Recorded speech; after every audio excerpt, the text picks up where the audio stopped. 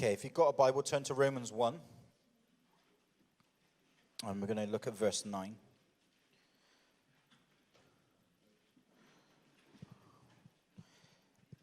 If you're a visitor here today, you're really welcome. It's great to have you guys with us. We are always excited as visitors every week. We're buzzing about that. We're buzzing about how God is growing things and changing things. Isn't it amazing that in the middle of a pandemic and a lockdown, our church has grown? What a testimony that is, and we are expecting for so much more.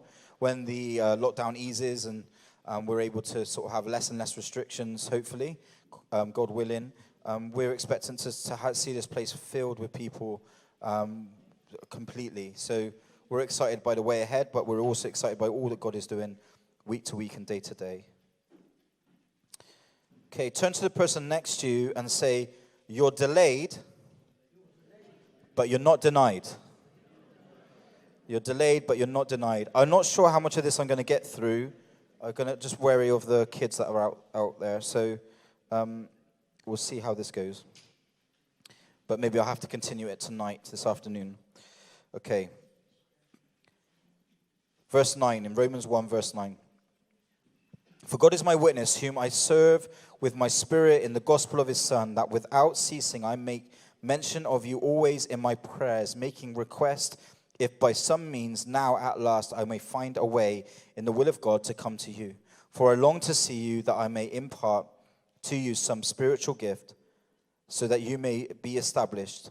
That is, that I may be encouraged together with you by the mutual faith, both you and me. And then Romans 15, verse 22, if you want to just skip over to that. This is Paul right into the Romans, but he's talking to them saying, I've been trying to get to you. It's been my desire to get to you. And I'm hoping that I can get there soon. Okay, so as he's writing the book of Romans to the church in Rome, he is still in Jerusalem.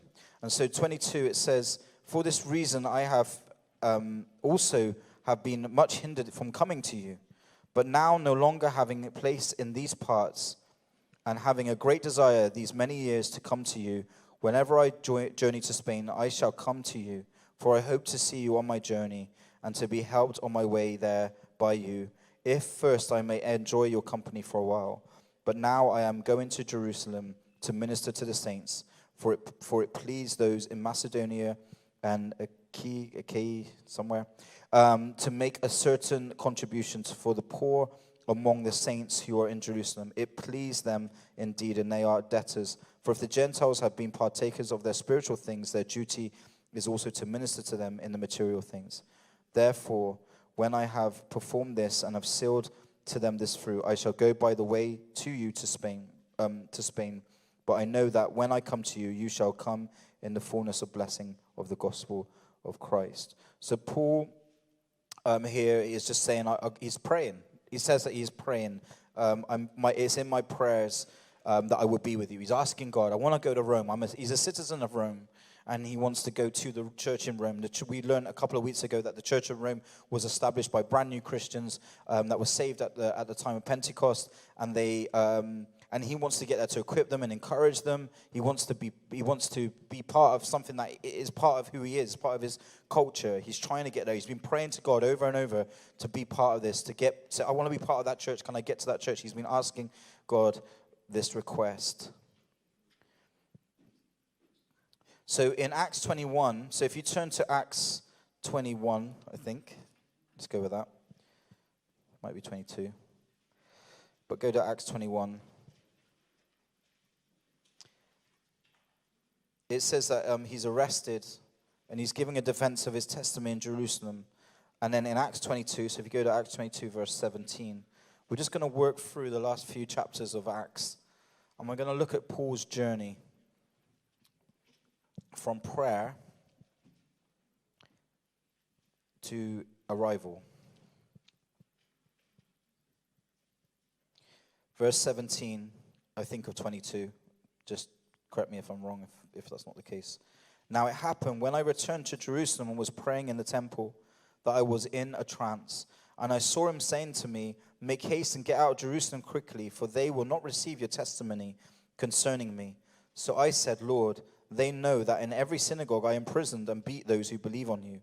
And when the blood of your majesty's martyr Stephen was shed, I also was standing by consenting to his death and guarding the clothes to those who were killing him. And he said to me, depart, for I will send you far from here to the Gentiles. So the Lord appears to Paul and says, you need to move away from here and head towards the Gentiles. Okay? So where is he right now? Does anyone know? Yeah, but where is he? But where? What's his location? I said it in verse 20, chapter 21. He's in prison. He's in prison. Okay, so God gives him a vision, yeah? And he says, right, I want you to give up. This is not going to work here. Time to move on. Okay, go to the Gentiles. So what does happen? What happens immediately? The prison doors open, and he heads out, and he gets on a P&O ferry, yeah, and he just sails his way to Rome. Is that what happens? But we have read that Paul praised God at midnight and the doors opened. So we've read that one, haven't we? That's happened before. So God's given him he's had a prayer. He's prayed for God, I want to go to Rome. God's then saying, right, it's time for you to give up being here, and it's time for you to go to the Gentiles. But he doesn't end up on that ferry to Rome, does he? Immediately. It doesn't suddenly the doors don't just open. But God's done that before. Why didn't he just open the doors and just let him walk through, get a ticket, and head towards Italy? Why did that not happen? Turn to the person next to you and say, you're delayed, but you're not denied. So Paul goes on to say that he's a citizen of Rome because he's been arrested, basically. So he says, I'm a citizen of Rome. Do you know that? So you're trying me incorrectly because the Romans were a big part of society at the time. So he's used his citizenship to kind of actually effectively stop the Jewish people from doing what they did to Jesus, where they did a kangaroo court with Jesus. They managed to get Jesus killed on the cross. But with Paul, he's like, I'm a citizen of Rome, so if you can't try me the same way, is what he's saying. And they realize that he is, so they have a bit of a worry because they want to keep the Jewish people happy, a bit like Pilate was back in Jesus' time. But at the same time, they've got their own rules and they have to do right by their own citizens. In verse 10, I assume that's all 23. Now when they arose, a great dissension, the commander, fearing lest Paul might be pulled to pieces by them, commanded the soldiers to go down and take him by force from among them and bring them up to the barracks. So the people were so angry of what Paul was preaching and what he'd been saying that they wanted to just kill him. But the soldiers, he had favor with the soldiers, that they went in there and they pulled him out of the mob and they brought him to the barracks. Now listen to this, verse 11. Where's Paul? Yeah, he's in prison. Barracks, yeah, but he's in prison. Okay, but the following night, the Lord stood by him and said, be of good cheer. He's in prison, but you know. Okay, God. Be of good cheer, Paul, for as you have testified for me in Jerusalem, so you must also bear witness at Rome. This is why God says, be of good cheer. Why? Why is it? Because he's been praying for it. He's been asking for this. He's been asking permission to go to Rome all this time. I want to go to Rome, Lord. Would you send me to Rome? And then whoever Jesus turns up next to him or whatever it is, an angel, and says, be of good cheer. Your promise has been granted. You will go to Rome. It's time to leave this place and go to Rome. Yeah? So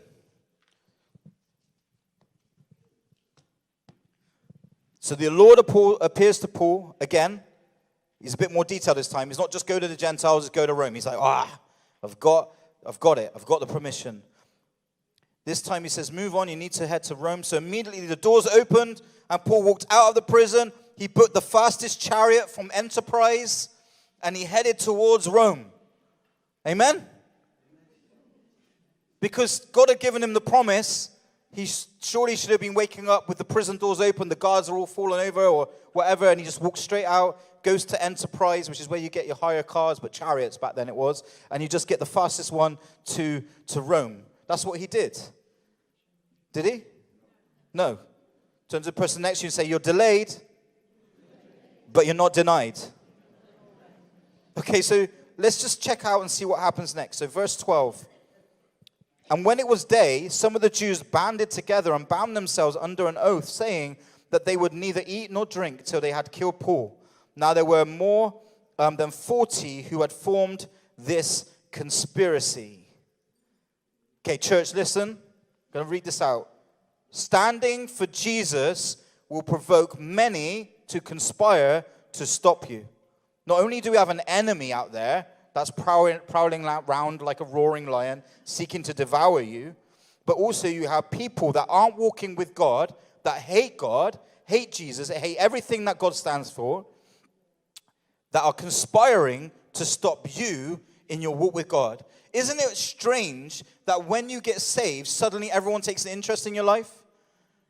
Everyone has an opinion about it. Is anyone just me? Is it just me, or is anyone else? Suddenly, when you're getting drunk, you were their buddy.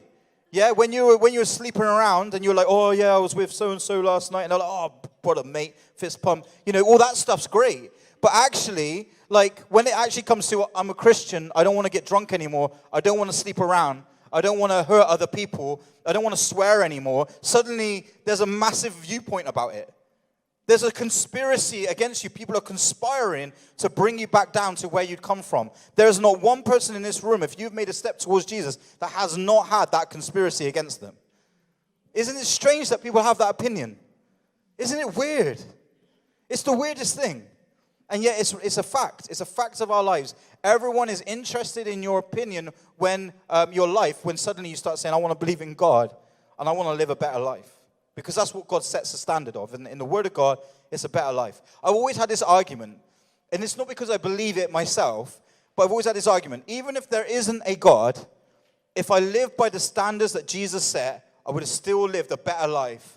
And isn't that better that I live that life and die having treated people the way Jesus taught me to treat people than to live the life that everyone else is telling me to live and there be a God? And that's the difference, isn't it? Isn't it better that we just live a good life according to the standards of Jesus and die and there is nothing like people believe than to live a life doing what we want and there is a God? And that's how I used to bring it to people. I'd be like, well, you can do what you want, but if there is a God, you're in trouble. I'd rather live my life. And so it's strange that people are conspiring against us. They're looking to destroy your walk with God. How many people have challenges to even get here on Sundays? Because suddenly a phone call comes from a family member, doesn't know Jesus, but they just decided, even though they know that you go to church every Sunday, they just decided to ring you at 10:30, just as you're about to go out the door, and suddenly you get those phone calls and you're like, oh, that's, like, really, we should just not answer the phone, should we? We should be like, sorry, the person's not available. They're worshiping the King of the universe right now. If you'd like to leave a message, they'll get back to you in about 4 hours. After Rich finishes preaching. Okay, so like maybe we should get that. Maybe we should, Joab, we can work on that. Rob? Is Rob there? We can work on a bit of technology. We can give people, we'll put a little answer phone message. You can put it on your phone. And you could just click a button from 10:30. I'm out of the office. You know, I'm not there. I'm not available. But that's the reality. We have those battles all the time. We've had these struggles. Sometimes like there is interference from outside that stops us even getting here. And we have that, and we, especially in the way the world is right now, this even more so because there's a split, isn't there? There's people out there that have not got a spirit of peace and love and a sound mind. They have a spirit of fear. And so people that are our families, they are just driven by the way that is out there because they've got nothing else. It's not their fault. That's all they have. Whatever the media says, whatever the government says, whatever anyone says, it's almost like, oh, wow, what is the hope in this life? There's nothing. This is really great, you know? So when you're suddenly meeting up and you're saying, I'm good, I'm great. They're like, oh, wait, that's not, we've got to be miserable. It's been nearly a year in lockdown. Has it? Has it been a year in lockdown? I've been worshiping God. I've been praising God. I've been seeing my brothers and sisters when we've been permitted to. We've done all these things. Like, we're not in that world, but suddenly we are still connected, so we can't come to church sometimes because one of them is sick. Or we might want to visit them because that's the way it is, but we have to have a 2-week quarantine to even get to have that visit. Suddenly it stops us from being in the fellowship. For 2 weeks that is now, isn't it? Stops us from gathering. But it can be driven by people because they're saying, oh, if you want to come, you've got to do this. And it stops you coming and praising God, being around people that can put their hand on your shoulder and pray with you. And I don't know about anyone else, but if you've gone through a couple of weeks of quarantine or you've had to go away from everyone else, you just sit in a room. When we're in our own company, it's pretty bad. and we kind of get a bit down about ourselves, and we suddenly feel like, is there even a purpose in my life? Do I, what am I doing? And you're like, you're thinking, why am I even doing this? If I was going regularly and I was around my brothers and sisters, I wouldn't even be thinking like this. But that's how the enemy works. And the enemy has worked massively through this whole pandemic, because there's been a lot of isolation to keep people away from people and to stop people from having fellowship and encouragement and to be in the presence of God. So the conspiracy out there, I'm not talking about the crazy conspiracies, I'm talking about just the conspiracy that is out there all the time, is to stop you from walking with Jesus. It's always ongoing. And I want to say to you, it never stops. This isn't a one-time story where Paul's like, there's people conspiring to kill me. I'll prove it to you in a minute. But the fact is, it's always ongoing. So even if you overcome that first obstacle, even if you manage to repel those people, even if those family members are less influential in your life because you're like, I'd rather listen to Jesus than you, or I'm not going to let you influence me at 10:30 on a Sunday morning, I'm going to just keep going. Like, whatever it might be that you would, there will be more and more opposition as you go on from different avenues. Verse 14, they came to the chief priests and elders and said, we have bound ourselves under a great oath that we will eat nothing until we have killed Paul. That is commitment. But also, did you remember Paul? Does anyone remember Paul? Turn to the person next to you and go, Paul. Yeah, do you remember that guy? The guy that didn't deserve to have his name written in the beginning of the book of Romans? It said that he violently pursued the Christians. So he's only getting a bit of a taste of his own medicine, really. That they're basically saying, we will not eat, we will not do anything until we've killed him. Now you, therefore, together with the council, suggest to the commander that he brought down to you tomorrow, as though you were going to make further inquiries concerning him. But we are ready to kill him before he comes near. But Paul gets rescued. The people looking to murder him, he has favor with some of the guards, and he is led away from an ambush, and he's brought to Felix the governor. Just a quick one. Sometimes you don't need to fight any battles, yeah? All you need to do is trust God, honor God with your life, and God will be fighting battles you wouldn't even realize he's fighting. You know, that there's ambushes waiting to get you. People are waiting to get at you. The enemy's waiting to get you, but God's steering you clear of a lot of things. Like I said earlier, thank you, God, that we don't see so many things that you do in our lives. He's got his hand on your life, and he's steering you so many away from so many obstacles that you would be walking straight into and falling straight down.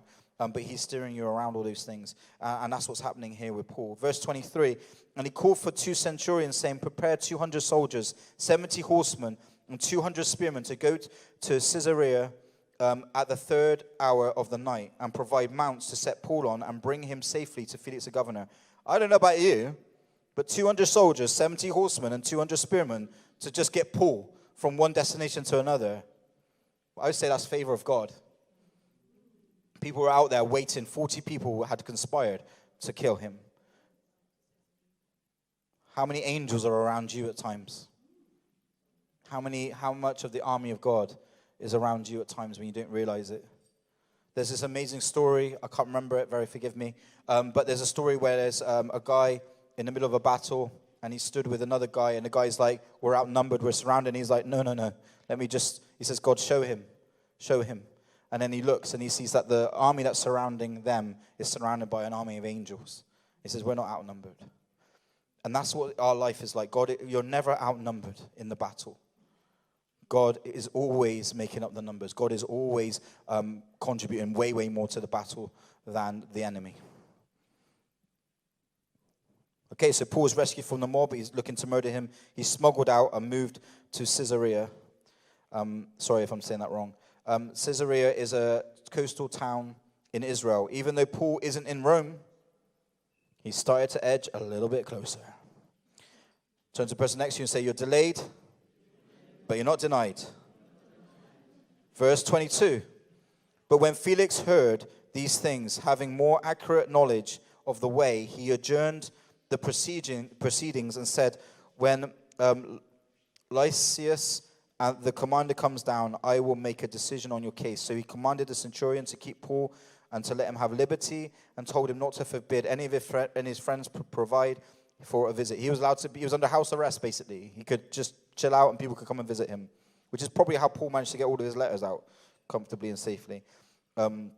24, after some days when Felix came with his wife Drusilla, who was Jewish, he sent for Paul and heard him concerning the faith of Christ. Isn't that incredible? He got to preach the gospel.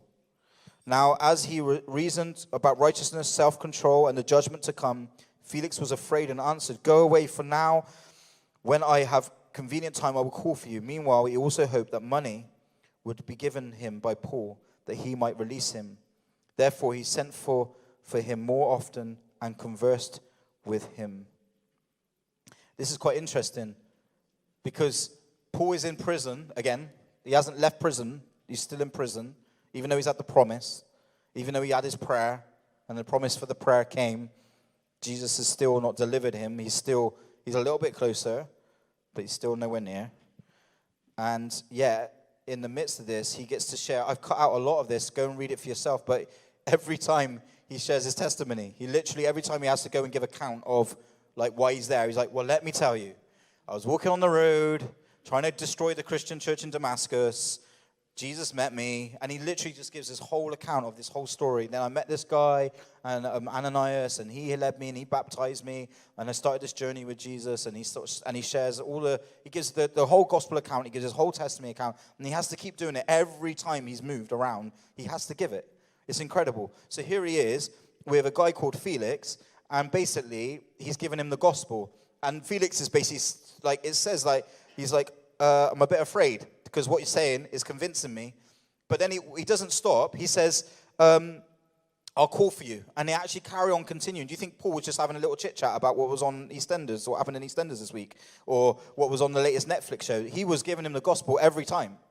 So this guy Felix was getting the full force of the gospel and Paul's testimony every time they were meeting.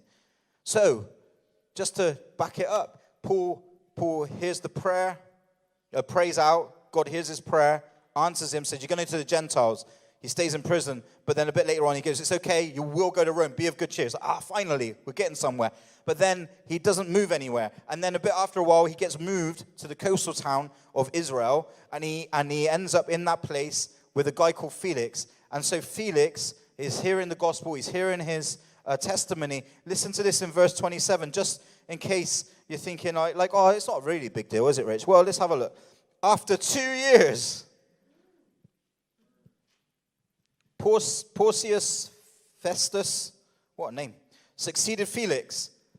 After 2 years, we don't even know if that's after 2 years of him being there, or after 2 years of Felix bugging him for a while, like 2 years at least. So we're talking over 2 years now from when Paul is being told by Jesus in the prison that he's going to Rome. It's over 2 years. And away probably a lot more than that. But Felix, wanting to do the Jews a favor, left Paul bound. Yeah? So Felix is now left there. Paul is left there. Felix is gone. And now there's a new guy comes in. So God's called Paul to Rome.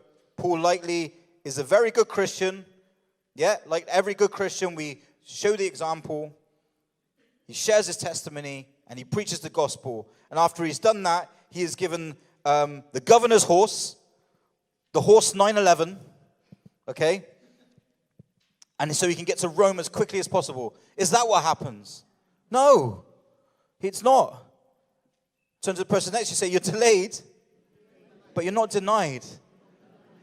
See, even though Paul was preaching the gospel, even though he was doing things that he should be doing, sometimes it doesn't always look like you're getting the favor. It doesn't look like, "Well, hang on a minute, God, I'm honoring you here. Hang on a minute. I'm sharing the gospel with my work colleagues. I'm not getting that promotion. Is that hindering it? Maybe because they know I'm a Christian, they're stopping me from being where I need to be. Maybe because they're not Christian, they get to do things that I can't do. Maybe that's part of the problem. And suddenly we start living a life with God. Maybe like Larry, for example, in the prison can be standing there honoring God, but still have a lot of opposition and thinking, "Hang on a minute, God, I'm doing what you're telling me to do." I know this because this has happened for Larry. But then you hold and you hold and you stand. You don't let your testimony fail, and favor comes. Favor comes. Is that amen? Is that right? Yeah? But we hold true to our testimony. Paul holds true. He's not complaining once. We don't hear him go, "Prison again? You're having a laugh. You gave me 2 years ago, Jesus, you said this. Come on. You know it's my passion to go to Rome. Why can't you give me? Why can't you give me a husband? Why can't you give me a wife?" Why can't I have that job I've been looking for? Why can't I have these things, God? I'm asking for it. It's not that these things that we're asking for are the problem, because Paul was asking for this to, and Jesus was saying, yeah, it's coming, but it's just not on your terms, and it's not in the way you think. So stop trying to make it happen, because that will get you in all sorts of mess. And stop complaining and moaning about the journey you're on, because God knows He's not deaf. He's heard you. And He's probably promised a lot of you. Certain things, you've read it and think, yeah, that's my promise. Or maybe He's spoken to you directly. You have a promise. It's not happened yet. But you're delayed, not denied. 25. Now when Festus had come to the province, after 3 days he went up from Caesarea to Jerusalem. Then the high priest and the chief men of the Jews conformed him against Paul, and they petitioned him, asking a favor against him, that he would summon him to Jerusalem, while they lay in ambush along the road to kill him. Do you remember I told you? It doesn't stop. Even though you might defeat the enemy once, even though you might be able to sidestep some of the schemes of the enemy, he will be there in the future. Do not get through something and think, oh, that's cool. Ian said on the Bible study, you're either in a storm, you're either coming out of a storm, or you're either preparing to go into a storm. That's probably a reality of life. Yeah, so if you come out of a battle, you're probably just about being prepared to go back into another one. Be aware of that, because that's when we lose our guard, because we think, I won the fight. Hooray! Have you ever seen those films? You know those films when they have that, they do like a fight, like and the kick, like I'm trying to kick him in the head, but you know what I mean? And it's probably like I'm kicking him in the belly or something. But headshot, they go down, and they're walking around going, I've done it. I've won. And then you're like, guy, you're shouting, turn around. He's going to get back up. It wasn't a good enough kick. Yeah, and you're like, and they're going around and they're celebrating, thinking they've won. And then they turn around and the guy's got up, and he just, in the face, and they go down. And they're out on the count, and they've lost the fight, because they're celebrating, thinking they've won the battle. But the fight's not over. The count hasn't been made. And so the reality of it is the same for us. I just want to point out, I'm wearing jeans. If I was wearing sort of more stretchy things, my leg would have been right. Just want to let you know that, just in case you're thinking that was feeble. So I just didn't stretch. But I'm just saying, that's the fight. Don't turn your back on the enemy. Pursue the enemy. That's what we learn with the story of Joshua, that when they pursued the enemy was defeated. When they turned their back on the enemy defeated them. So reality, that there's fight is always going on. The enemy is always conspiring to drag you down and destroy your life. And even though you might win one fight, even though you might get that punch in, even though you might look like you've won, keep your eyes focused on the enemy, because the fact is he's probably getting up ready to clubber you one when you turn your back. Being aware of that. Not giving him all this, I've got to keep my eye on the enemy, and then doing nothing with your life. I didn't mean that. Just be wary that he's there, because that's what the word of God tells us. He's roaming around, seeking to devour. So it's 2 years that have passed. 2 years have gone on. Okay. People are still plotting to kill you. Remember that. Okay, verse 13, I think I'll do 13 and then 22, so bear with me. And after some days, King Agrippa and Bernice came to Caesarea to greet Festus. Then Agrippa said to Festus, I also would like to hear the man myself. Isn't that interesting? You're like, this is Paul, mate. You're going to get the gospel. Tomorrow, he said, you shall hear him. So Paul, he gives his testimony again. If you read it, if you get any chance, go from chapter 22 through to 28, I think is the last chapter of Acts. Read it. It won't take you very long. Paul is in different places having to give his testimony each time and preaching the gospel. It's incredible how God is using him. Paul gives his testimony again, and this time he mentions the resurrection of the dead. He's challenged by Festus. I'm sure he got called out at school. Poor kid. He's a small guy. Very good, Rob. Very good. So Paul is doing everything he should. He's telling the truth. He's preaching the truth. He's giving account of his testimony in Jesus. I've actually written down fetus in my actual notes. That's why I read it out. I'm like, I don't think that's right, but I'll go with it. I should have not gone with it. I should have gone with what I felt I should have said.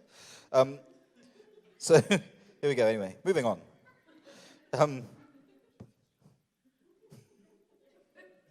Freya, come on.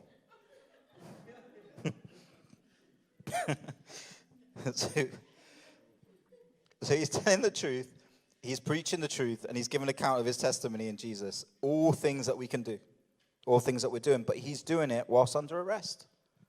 I wonder about us. Do we wait to preach the gospel? Do we wait to think that our faith is valuable or useful when we look like we've got it all together? You know, do you know what I mean? Like, maybe we need to show the world, like, look at me. My testimony is so great. I can tell you how grand God is and how amazing he is by what look at me. Just look at me. But the reality of it is that's not truth. It's just going to be fake. Paul was in the middle of a prison. He's saying, God is amazing. He set me free. And they're like, really? You're wearing chains right now? No, he's actually set me free.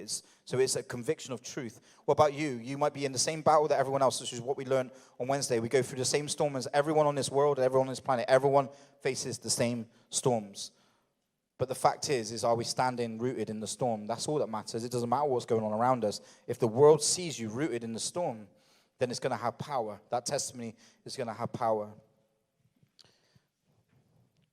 A message here for someone today. Why are you waiting for things to be perfect before you take your walk with God more seriously? God is not going to make it easy for you. In fact, he is expecting you to represent him no matter what storm you are in right now. Are you taking Jesus seriously, or are you waiting for better circumstances? Maybe that's for someone watching or someone that's here. Turn to the person next to you and say, you're delayed, but you're not denied. 24. Now, as he thus made a defense, Festus said with a loud voice, Paul, you are beside yourself. Much learning is driving you mad. Basically, he was saying, you're chatting about the resurrection of the dead. That's nonsense.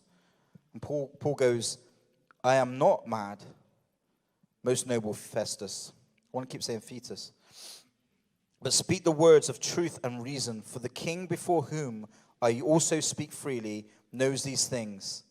For I am convinced that none of these things escape his attention, since this thing was not done in a corner. King Agrippa, do you believe in the prophets? I know that you do believe. He is confident.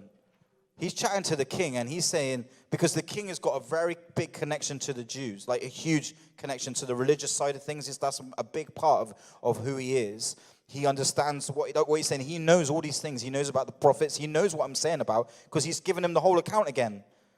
Like, he's given his whole testimony, and he's shared about who Jesus really was and how he was prophesied. He's shared all this stuff, and he's saying, Festus is saying, you're beside yourself. You got it wrong. There's no resurrection from the dead. And he says, no, I'm not mad, but also the king is very, very much knows what I'm chatting about, don't you, king? I mean, that's confidence. I mean, the king could have just killed him. Agrippa is actually the second King Agrippa. The first King Agrippa was the one that had Paul thrown in prison. Is it Paul? Is that right? Peter, thrown in prison. But then they came out, and he actually got killed by the angel of the Lord. So he could have some beef with Paul. If he wanted, he could be like, hang on a minute. I'm so thankful you're here. Peter. And he basically, so they're connected. These kings are connected. And actually you could be like, hang on a minute. Like, this whole gospel thing, this whole Jesus thing, like, that affected the first king who I'm connected to. So I'm not even going to listen to you. That's not even what happens. I mean, this is incredible. And then he says in 28, then Agrippa says to Paul, you almost persuade me to become a Christian. And Paul said, I would to God that not only you, but also all who hear me today might become both, almost and altogether, such as I am, except for these chains. That basically you would receive the free gospel of Jesus Christ, free. And it would look like what I have, except that I'm bound with chains and you guys aren't. But other than that, this is what it looks like, yeah? This is an incredible passage because the Roman, pagan, lustful, ancestral king, he's I won't go into details, but you can work that one out, is almost persuaded to become a Christian. Paul's argument is so good that the king basically says, do you think, this is what the actual translation is, do you think you can convince me in such a small space of time? What he's actually saying there is that your argument is so good that you've managed to almost convince me with just this short conversation. And this guy was wrapped up in the Jewish customs, the teachings, and the understanding, and yet Paul gave such a good argument of who Jesus was that he was like, I can't argue with what you're saying. I can't argue with what you're saying. But at the same time, I'm also a Roman king. This would not go down well. Yeah, these are the problems we have. How many people don't come to the Lord because the world is still a pull for them?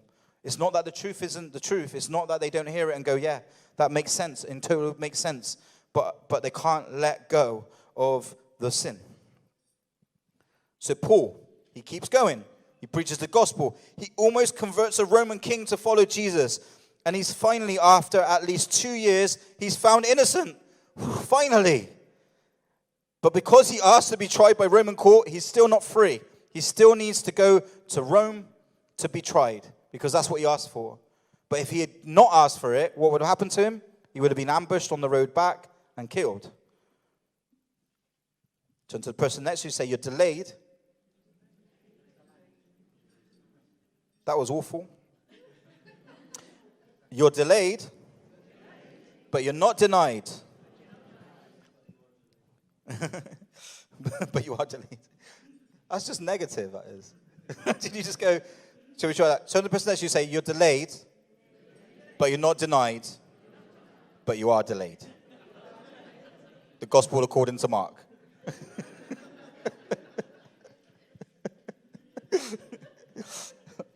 That's a glass half empty, that one. That is.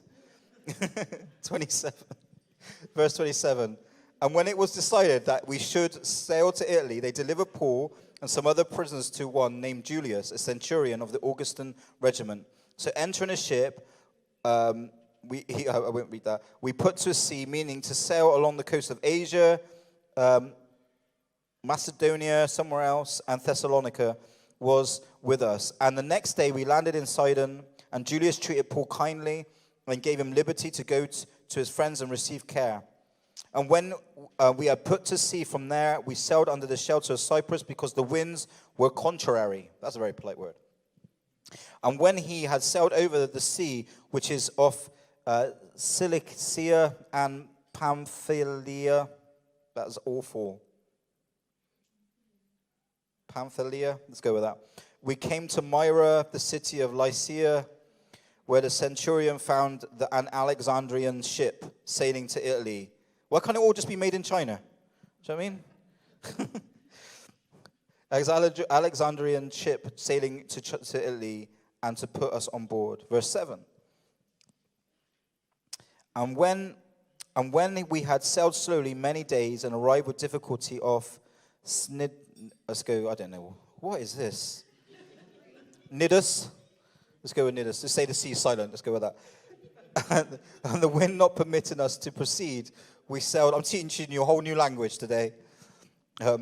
We sailed under the shelter of Crete off Salmon, passing it with difficulty. We came to a place called Fair Havens. That's a nice name. Why can't we have more of those names? Near the city of Lasea. Maybe So finally, Paul is on the ship to Italy. Woo! He's on his way to Rome. However, the ship's having difficulty. Why? Because the wind is not permitting the ship to proceed. Come on, God. Come on. Like, I prayed. You promised. 2 years later, I get on the boat. I'm like, finally, we're on our way. And the wind is not going to permit us to go any further. Like, come on, Lord. Like, you can do this. You can change the situation. I've made my desire known to you in prayer. I asked for the husband. I asked for the wife. I asked to find a church.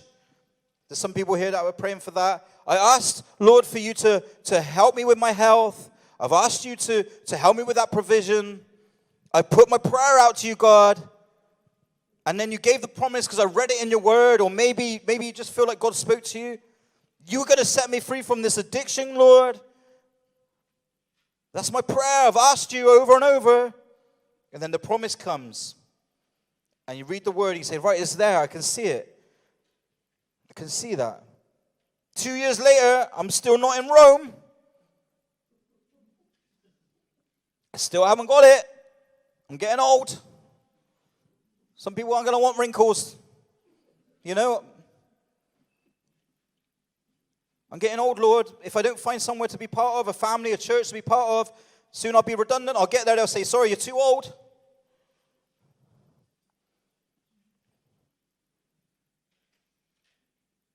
These things look like they're about to work out. You're on the boat. And then, access denied. Cannot proceed. Turn to the person next to you and say, you're delayed, but you're not denied. And if you're a bit negative, say, but you're still denied. Delayed. If you're a little bit negative. Paul gets a warning that things aren't going to go to plan. Okay, so he gets a warning. God's talking to Paul. It's not going to go to plan. If you get on the boat, it's not going to work out very well. He warns the people, they don't listen. Paul's thinking, I've had a long 2 years. Could you please just listen? Let's not get on the boat. Let's not go any further until God says so. They don't listen. He ends up going. Verse 13. When the south wind blew softly, supposing that they had obtained their desire, putting out to the sea, they sailed close by Crete. But not long after, a tempestuous, head wind arose, called the Euroclydon. I thought that was a weird name. I looked it up. It literally just means a storm from the northeast. I thought it was better to call it Euroclydon. So when the ship was caught and could not head into the wind, we let her drive, and the running under the shelter of the island called Claudia, we secured a skiff with difficulty. When they had taken it on board, they used cables to undergird the ship, and fearing lest they should run aground on the Syracuse sands, they struck sail, and so were driven. And because they were exceedingly tempest-tossed. That is a great. Has anyone been exceedingly tempest-tossed this week? Wow, we need to use this. Has it gone off? It's okay, they can hear me. It'll come on. The next day they lightened the ship. On the third day they threw the ship's tackle overboard, and with our own hands.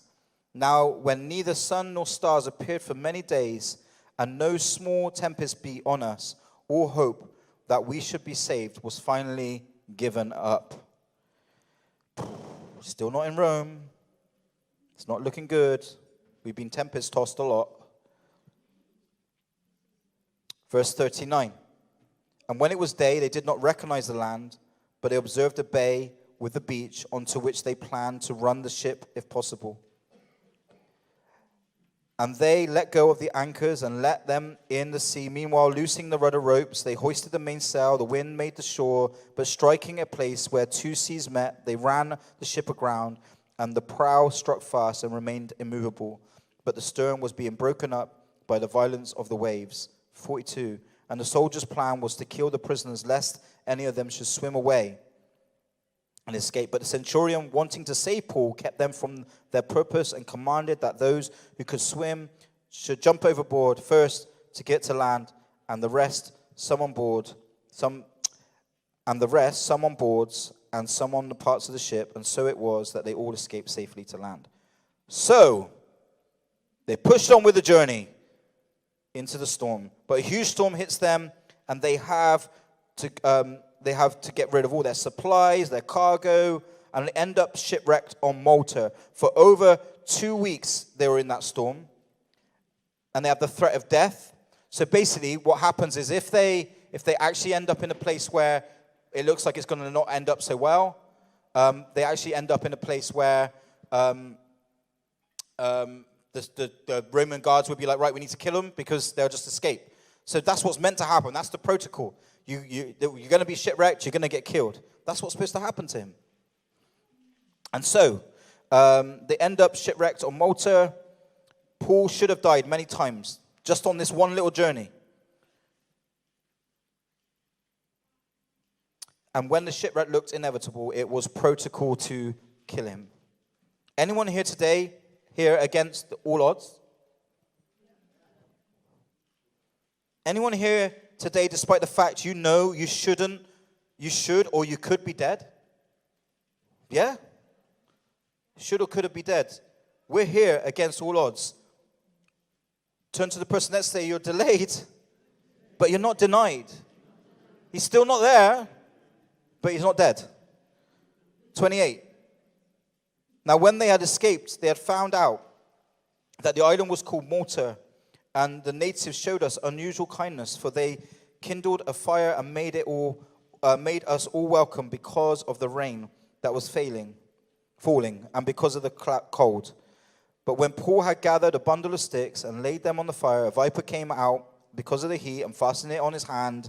So when the natives saw the creature hanging from his hand and said to one another, "No doubt this man is a murderer, whom, though he has escaped the sea, yet justice does not allow him to live." But he shook the creature off into the fire and suffered no harm. However, they were expecting that he would swell up or suddenly fall down dead. But after they had looked for a long time, they saw no harm come to him, and they changed their minds, saying that he was a god. Okay. Maybe just shut the app down and then go back into it. Don't worry about it. Hello, everyone. I'm in the dark to you, but I really am in the light. Just so you know. So, prayer. Yeah. I want to go to Rome. Isn't there a message about that? What's it called? Be careful what you pray for. Yeah, someone's done that. It's on YouTube. Go and find it out. But basically, prayer, be careful what you pray for. I want to go to Rome. Oh, are you sure? Because there's a whole process that we're going to take you through for that, Paul. So he prays it. 2 promises. You're going to go to the Gentiles. You're going to leave this place. Then God gets more specific. You're actually going to go to Rome. Hooray, rejoice. You're in prison, I know, but rejoice because you prayed it. It's on its way. Paul's thinking, brilliant, I'm on my way. Then he stays in prison for at least 2 years. Then he ends up on a shipwreck, on a boat, for 2 weeks in a storm at least. And then he ends up stuck, shipwrecked on an island, trying to get to Rome. Okay, and just to add to that, what happens next? He gets bitten by a snake. I don't know about you, but you've got to commend Paul's perseverance. Because if it was me, I'd be like, how many of us would have given up by now? Not because we would have like, oh, I don't know if God's even there. I think I'd be like, I don't think this is God. Do you know what I mean? Like, I don't think this is God. This can't possibly be God. I've been in prison for 2 years. I've been shipwrecked, and now I've got a snake hanging off my hand. Like this as well. Like seriously, God. Like this probably is not you. Why does Paul continue? Why do you think he continues? Why does Paul never give up? Why does Paul never say, just turn the boat around and let's go back? Yeah. But believe in what? He had a promise. He had a promise. Is God a breaker of promises? Is God a liar? If God says you're fearfully and wonderfully made, you can look at the mirror all you like. But it doesn't make it any true what you think. God says you're precious in his sight. You are loved. You're precious to him. He knitted you together. That's the truth. He's not a liar. If God says he has plans to prosper you, not to harm you, that's the truth. Doesn't mean that you're going to be swimming in money. Doesn't mean you're going to be driving your Benz. What it means is he's going to take care of you. That's what it means. And it doesn't mean he's going to take care of you because you asked for it today. Paul prayed for it. It didn't happen. It just started the process. You're delayed, but you're not denied. But here he is with a snake hanging off of his hand. Now this is me, okay? This isn't Paul. All I did was pray to go to Rome. All I did was pray for a wife and a husband. Or a husband, not a wife and a husband. You know what I'm trying to say there, yeah? That's a wrong church, different church. Don't go to that church. All I did was pray for a new job. All I did was pray for my children to be saved. All I did was pray for healing. All I did was pray for breakthrough of my addiction. All I did was pray to go to a new church. All I did was pray for revival. And here I am with a snake hanging off my hand after the shipwreck I've just gone through, after being in prison for 2 years. That's reality. That is our lives. You are delayed, but you're not denied. God's getting you there. The destination is ahead. But are you like me? Hang on a minute. Yeah, I did ask for a revival, God, but I didn't want it to look like this. Did you not get my plans? I drew them up nice. I did a PowerPoint. I could show it to the angels if they're a bit confused. I could send me up. I'll take them through it so they know what to do. How revival is going to work out. Exactly how we're going to reach my lost family that don't know you. Or to exactly how to get that new job. I've told you how to do it, God. I've told you exactly the job I want. And I've told you exactly the amount of money I need. I've told you everything. Because you don't know any of that stuff, God. So I've told you all what I need. I've told you all the things that I want. And I've given you the blueprints. Why can't you just receive them in the post and put them into action? I've sent you the email. Just get on with it, please. This is not how it's meant to look. I just needed to get on a boat or on a horse and go to Rome. Why did I have to go through all this? Paul is not recorded as saying any of these things, just to put that out there. It is recorded that Paul shook the snake off into the fire. Really, when you think about it, in the grand scheme of Paul's life, he's probably thinking, you ain't much, mate. You know? Have you ever had that one? That's a good one. I know time's ticking. You know when the enemy has a good go, you come through a battle. Real battle with God, with the enemy, you know? Come through a battle of life, yeah? Has anyone had that? A real massive battle you've had to fight through. Then later on, the enemy has a go at you, and you're almost like, yeah. You just go, seriously? And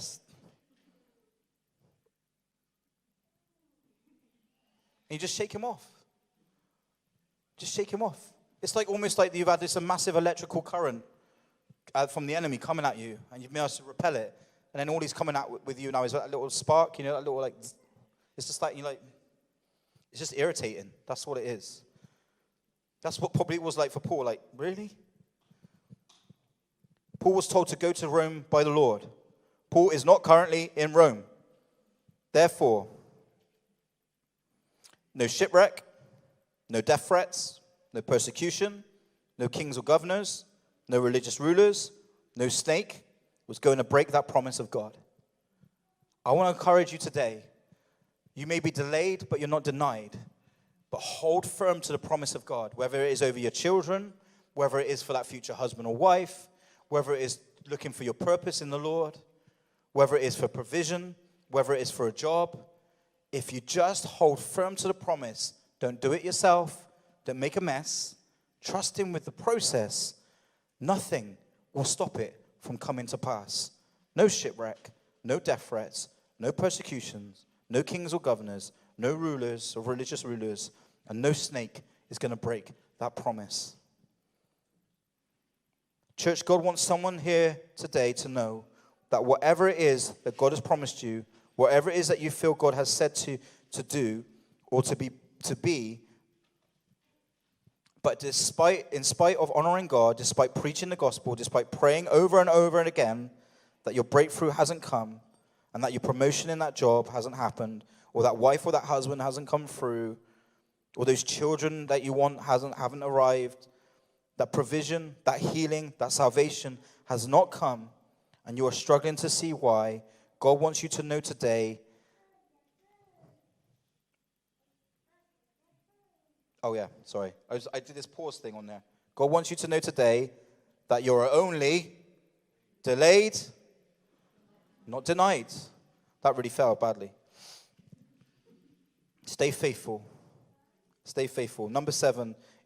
In that region there was an estate of the citizens of the island, and that name was Publius, who received us and entertained us courteously for 3 days. And it happened that the father of the Publius lay sick with a fever and dysentery. Paul went in to him and prayed and laid his hands on him and healed him. So when this was done, the rest of the house on the island who had diseases also came and were healed. Those who honored us, and they also honored us in many ways as they departed. They provided such things as were necessary. Paul was in Malta for 3 months, but what happened? The gospel was preached. People were healed. And it was also there in the midst of shipwreck, in the midst of it being a tough place to be, that the provision that he needed for the rest of his journey was given. If you break down your journey, what you think you just need enough fuel to get to the destination, but God says, no, I'll give you enough fuel to get to the next stop. And then I'll give you what you need next to get to the next stop and the next stop. But we're just trying a one-way, straight-through journey just to get there. I just want to get straight there ASAP. That has never, ever been the plan of God for our lives. We're never going to get a promise of God and then it's going to arrive in the post through FedEx the next day. It ain't coming like that. Trust God. Turn to the person next to you, say, you were delayed, but you weren't denied. Nearly there. Might as well finish. Now, when they came to Rome, the centurion delivered the prisoners of the captain of the guard. It's not like you got anywhere else to go. You've got to be in lockdown for the next 6 days, isn't it? So, you might as well hang with me for a little bit longer. But Paul was permitted to dwell by himself with the soldier who guarded him. Verse 23. So when they had appointed him a day, many came to him at his lodging, to whom he explained and solemnly testified the kingdom of God, persuading them and concerning Jesus from both the law of Moses and from the prophets, from the morning till evening. Verse 24. And some were persuaded by the things that were spoken, and some disbelieved. So when they did not agree among themselves, they departed after Paul had said a word, and the Holy Spirit spoke rightly through Isaiah the prophet to our fathers, saying, and he reads out a passage in Isaiah. I won't go into that now. Paul arrives in Rome. Should we have a clap for Paul?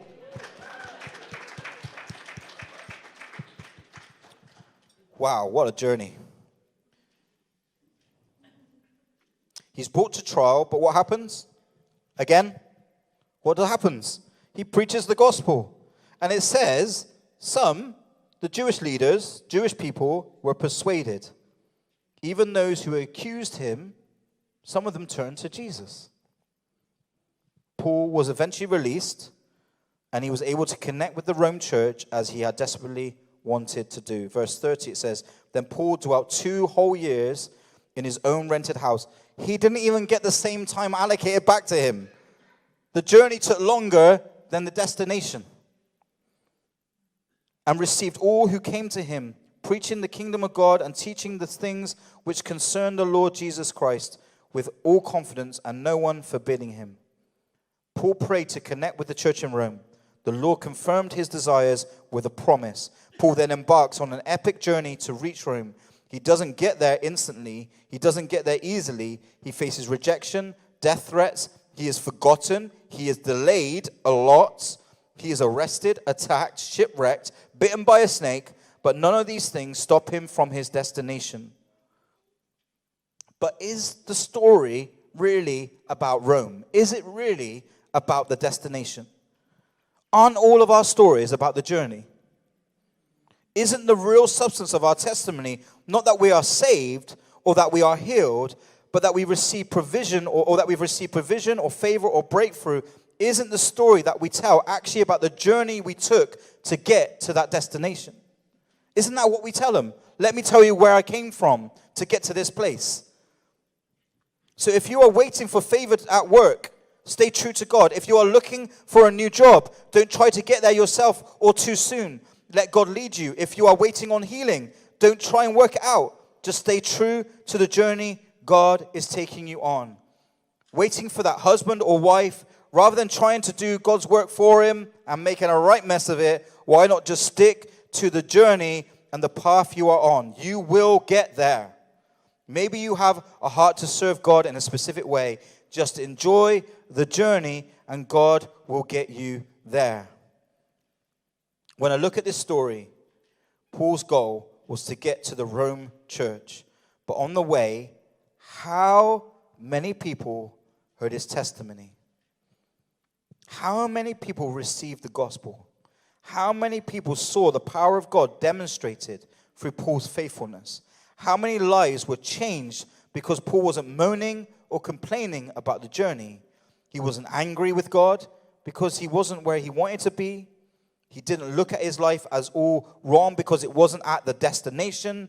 He understood that God would get him to where he needed to be. But until that arrives, he lived for God. He served. He held his testimony. He did not compromise.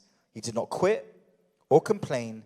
He stayed the course, and because of that, God used him to change many lives. I just want you to turn to the person next to you and say, it's not about you.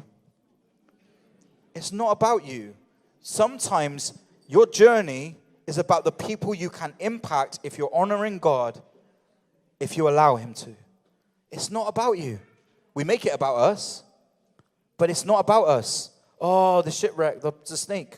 But the journey is about if you stay faithful to God and you hold on to your testimony, and that testimony is still true by the time you get to the destination, I am telling you as a fact, lives have been changed on that journey. Because people have seen you walk through storms. They've seen you have the opposition. They've seen persecution. They've seen people come against you. And yet you still get to your destination untouched. Your testimony hasn't become less. In fact, it's become more. You haven't failed to honor your testimony. You'll be able to hold on to it. People can't say to you, but yeah, you say you follow Jesus, but you did that. You compromised. You gave up. Hold true to your testimony, and it will change lives. During this time, we're in a hard time right now, a tough time right now.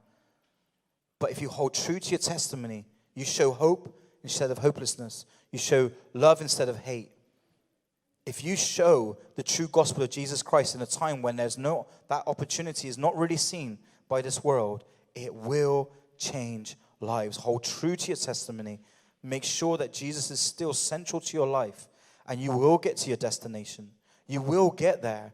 But really, stop trying to get there too quickly, because you're missing out on this incredible journey that God is taking you on. Turn to the person next to you one more time. You're delayed, but you're not denied. Amen. Hi guys, thanks for watching this video. Please go and subscribe to our YouTube channel. Please go and like our Facebook page, and please share this video with your friends and your family. Let the world know more about who Jesus really is. Thanks guys.